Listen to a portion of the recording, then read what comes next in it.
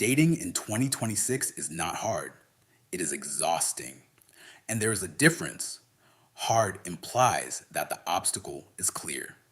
That if you just push harder, get better, level up in the right ways, you will eventually break through. Hard has a logic to it. Hard respects effort. Exhausting is different. Exhausting means you put the effort in and the return is ambiguous. Exhausting means you cannot tell if you are making progress or running in place. Exhausting means the game itself, the rules, the feedback loops, the basic architecture of how this is supposed to work feels designed to drain you rather than reward you.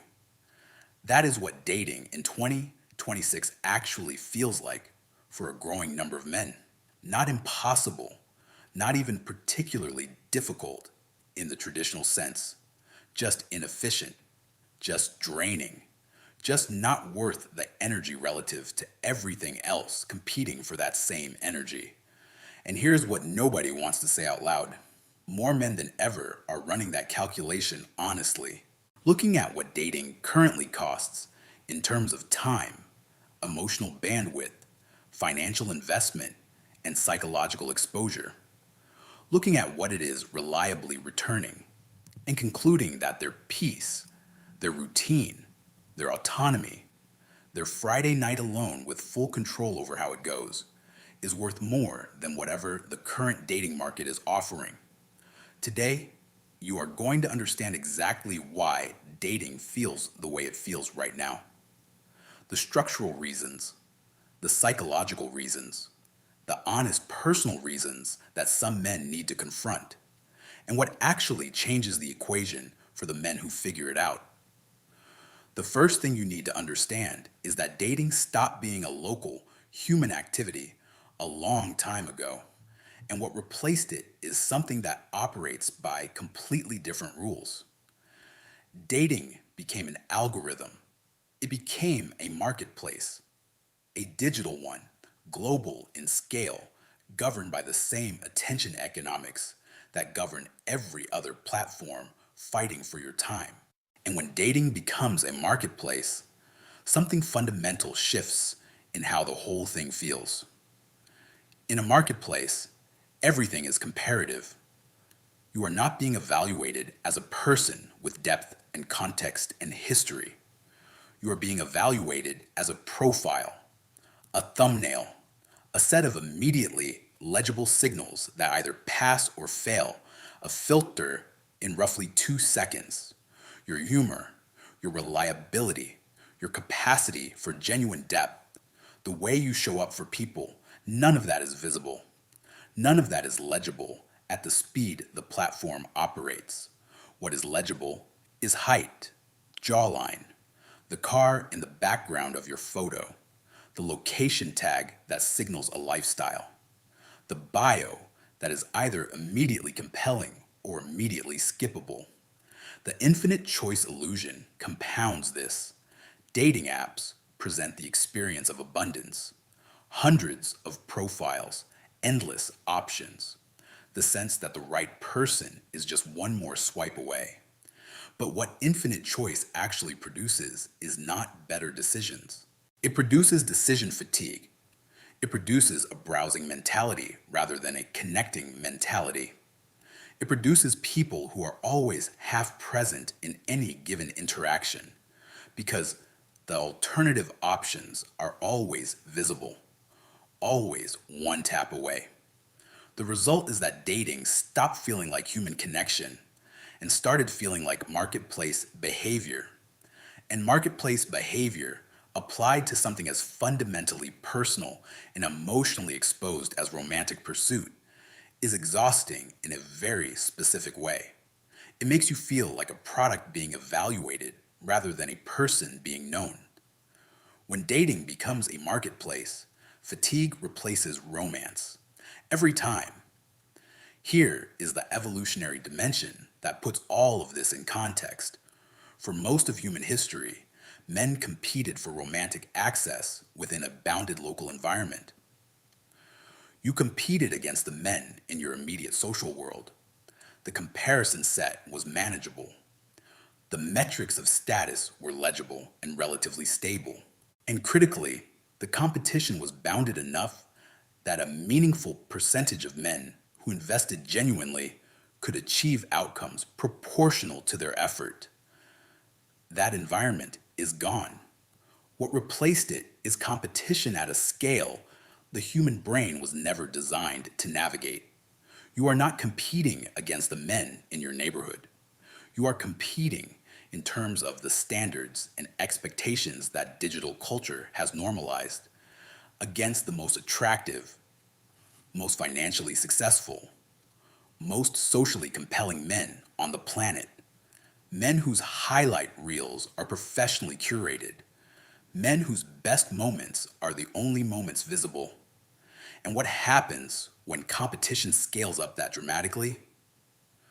Frustration scales with it, because the gap between where the average man is and where the visible standard sits feels enormous. Not because the average man has nothing to offer, but because what he has to offer is not legible at the resolution the digital environment operates at. The compression of status into a global visibility hierarchy did not just change the dating market, it changed the psychological experience of being an average man trying to participate in it. And that psychological experience, repeated consistently across months and years, produces something specific, not rage, not bitterness, just a quiet, grinding sense that the game is not designed for you to win. Let's get specific about what the day-to-day of modern dating actually feels like. Because the abstract structural critique only lands when you connect it to the concrete experience. You put genuine effort into a message. You thought about it. You personalized it. You tried to be interesting without being try hard. You sent it. And then nothing. Not a rejection. Not a, this isn't a match for me. Just silence. The message sits there, delivered, clearly read, and simply not worth responding to. You match with someone. There is actual chemistry in the first few exchanges. Plans start to form. And then, 24 hours before you were supposed to meet, a cancellation. Something came up. Maybe a reschedule that never materializes. Maybe just silence after that. You go on a date that genuinely goes well. There is laughter. There is real conversation. You leave feeling like something might actually be building, and then the follow-up lands in a gray zone. Responses that are warm, but not quite warm enough. Interest that is present, but never quite confirms itself. A situationship that forms without either person formally creating it, existing in the ambiguous space between something and nothing, draining energy without producing clarity. This is the texture of modern dating. Not dramatic rejection, not clear failure that you can learn from and adjust to.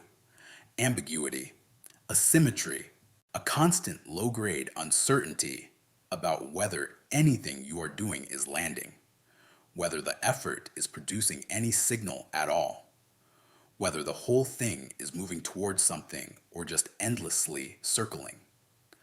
Uncertainty drains energy faster than rejection. At least rejection is information. At least rejection has the decency to close a loop. Ambiguity just keeps the loop open, keeps the anxious monitoring running in the background, keeps a portion of your cognitive and emotional bandwidth perpetually allocated to something that may not be going anywhere. And on top of all of that, layer the hyper comparison pressure, the awareness that you are being evaluated, not just as yourself, but against a social media filtered version of what a man is supposed to look like, earn, travel to, drive, and present to the world. Dating in 2026 does not just feel like romantic pursuit. It feels like a performance review that you did not know you were scheduled for. Now here is where the conversation shifts, because understanding why dating is exhausting is only half of it. The other half is understanding why, For a growing number of men, being single has stopped feeling like a consolation prize and started feeling like an actual preference. Once a man, almost any man, has spent a meaningful period of time alone and actually engaged with that solitude rather than running from it, something happens to his internal calibration. He discovers routine, real routine, not the routine of someone killing time between social obligations, the routine of someone who knows exactly how his morning goes, who has built a physical practice that is consistent, who has a financial structure that is intentional, who knows what he is building and has a daily architecture that reflects that. He discovers quiet, not loneliness, quiet, the specific texture of a life that is not constantly being negotiated, where the decisions about how to spend Saturday are his alone, where the emotional climate of the household is stable because it is not dependent on another person's variable emotional state. He discovers what his natural pace actually is. Without accommodating someone else's schedule, energy level, social preferences, and emotional needs, he finds out who he actually is when left to his own devices. And often, what he finds is someone he genuinely likes spending time with. And then he re enters the dating world and he feels the contrast immediately. The uncertainty comes back, the ambiguity comes back, the low grade performance pressure comes back. The sense that his time and attention, which in his solo life were completely under his control, are now subject to forces he cannot predict or manage. And he runs the calculation. What am I getting from this that I am not already getting from my own life? If the answer is not obviously and substantially positive, the calculation comes back negative, and the peace he had alone starts to feel not just comfortable, but genuinely preferable. The rule that emerges from this is simple and increasingly non negotiable for men who have crossed this threshold. Any relationship must outperform solitude, not match it, outperform it. The connection has to offer something so genuinely valuable, depth, real compatibility, genuine mutual investment, that it justifies the cost of the uncertainty and the effort and the negotiation and the exposure that comes with it. That is not a low bar. It is an honest bar. And the current dating environment, with its ambiguity and asymmetry and marketplace dynamics, clears that bar less and less often. Let's look at something that most men in this situation do not want to look at directly, because the structural critique is valid, and the frustration is real, and the withdrawal is understandable. And some of it is also on you. Some of the annoyance is structural. The competition is scaled. The incentive architecture is genuinely skewed. The digital environment is genuinely more exhausting than local pre-digital dating was for most men. All of that is real, and some of the annoyance is personal. And conflating the two is a very comfortable trap. If you are not investing in your physical presence, if fitness is something you intend to get to rather than something you actually do, that is not the dating market's problem. If your financial situation is stagnant, not because of systemic obstacles, but because of consistently poor decisions and a lack of direction, that is not the algorithm's fault.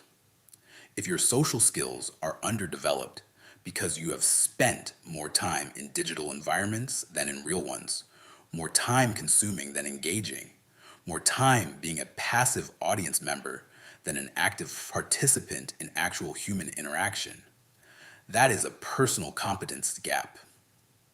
The men who are genuinely frustrated by structural conditions deserve to have those conditions named honestly. The men who are using structural conditions as a cover for not doing the personal work they know they need to do, those men need a different conversation. The binary is uncomfortable, but it is real. Adaptation versus resentment. You can take the valid critique of the modern dating environment and use it as a terminal explanation, as a reason why nothing you do will matter, as justification for a withdrawal that feels principled but is actually just avoidance. Or you can take the same critique as a starting point. Understand the structural landscape you are operating in and ask what it actually requires to navigate it successfully. The digital dopamine problem compounds this. Constant swiping, constant scrolling, constant low cost, high stimulation input trains a specific kind of impatience. It trains the expectation of immediate feedback. It shortens attention spans in ways that make the slow, uncertain, inherently uncontrollable process of building genuine romantic connection feel almost unbearably frustrating by comparison. Because connection does not work on the same feedback loop as a swipe, it does not resolve quickly. It does not provide clean signals. It requires sustained attention in the presence of ambiguity. And if your attention has been trained by 6 hours a day of algorithmically optimized content, sustained attention in the presence of ambiguity feels like torture. There is something worth separating clearly here. Two things that look similar from the outside but are fundamentally different on the inside. Loneliness is craving connection and not having it. It is an absence that hurts, a reaching towards something that is not there. Loneliness is not a choice. It is not comfortable. It is not peace. It is deprivation. What a growing number of men are describing when they say they prefer being single is not loneliness. It is something closer to the opposite. It is the discovered comfort of autonomy, the genuine satisfaction of a life that is fully self-directed, the specific peace that comes from not having your emotional baseline hostage to another person's behavior. These are different experiences, and treating them as the same thing, assuming that the man who says he is fine alone is simply a man who has given up and is rationalizing his isolation, misses something important. Some of those men are genuinely fine. They have built something real in their solitude. They are not craving connection desperately and pretending not to be. They are simply operating from a position where connection has to be worth it to make the cut, where the standard for what counts as an upgrade to their current life has risen because their current life is actually good. The question worth asking is not whether these men are lying to themselves about being okay. The question is whether the current dating environment is offering something genuinely worth what it costs. And for a significant and growing number of men, the honest answer is not reliably. So what actually changes the equation? Because this cannot end at structural critique and resigned withdrawal. That serves nobody. Leverage changes everything. Not manufactured leverage, real leverage. The kind that comes from becoming someone whose time is genuinely valuable, whose presence is genuinely wanted, whose yes means something because his no is genuinely available. Before you increase your exposure to dating, increase your position. That sequence matters enormously. Most men do it backwards. They enter the dating market as they currently are, get frustrated by the results, and conclude either that they need to try harder in the same ways or that the whole thing is not worth it. Neither response addresses the actual variable. The actual variable is what you bring, your physical presence, not perfection, genuine physical investment, a body that communicates discipline and self-respect. That signal is legible, even in a thumbnail. That signal communicates something before a single word is exchanged. Your financial competence, not wealth as performance. The quiet stability of someone who has direction, who makes considered decisions, who is building something over time. That quality is felt in how you carry yourself, in the kinds of choices you make, in the groundedness that comes from not living in financial anxiety, your offline social skills, the ability to hold genuine conversation, to be present in an interaction without half your attention on your phone, to be interesting because you are genuinely interested, to be calm because you are not desperate for any specific outcome. These skills atrophy in digital environments, and they are precisely the skills that matter most in actual human interaction. Your reduced dependency on the apps themselves.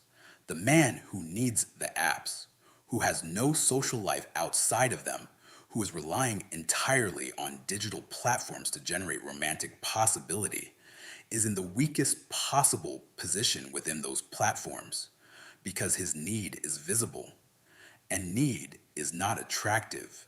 The man who has a full life, who meets people through genuine shared context, who uses apps as one channel among many rather than his only lifeline to romantic possibility, operates from a completely different position. The rule is direct. Increase leverage before increasing exposure. Build first, participate second, in that order. And when you do participate, participate differently. Stop chasing volume. The idea that dating is a numbers game, that if you just send enough messages, go on enough dates, swipe enough times, the math will eventually work in your favor, produces exactly the exhaustion we have been describing. Because volume without selectivity is just noise, and noise sustained over time produces burnout. Instead, be selective, genuinely selective, not as a tactic to seem unavailable, actually selective. Have real standards and actually apply them, not superficial standards. Standards about character, about emotional maturity, about whether someone's energy adds to your life or complicates it. Communicate calmly, without urgency, without the slightly elevated energy of someone who needs this to work. The man who communicates with calm detachment, who is clearly interested but equally clearly not desperate, who takes his time and does not overinvest in early stages, that man operates in a completely different register than the man whose eagerness is visible in every message. Slow escalation protects you.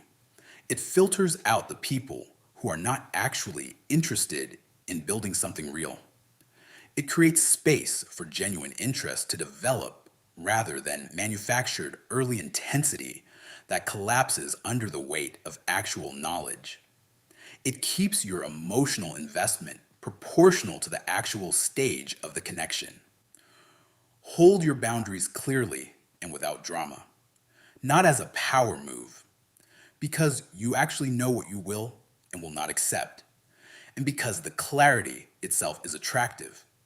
People who know what they want and are comfortable communicating it without aggression, without anxiety, simply as a straightforward statement of their reality, are rare, and rare is valuable. Here is where we land.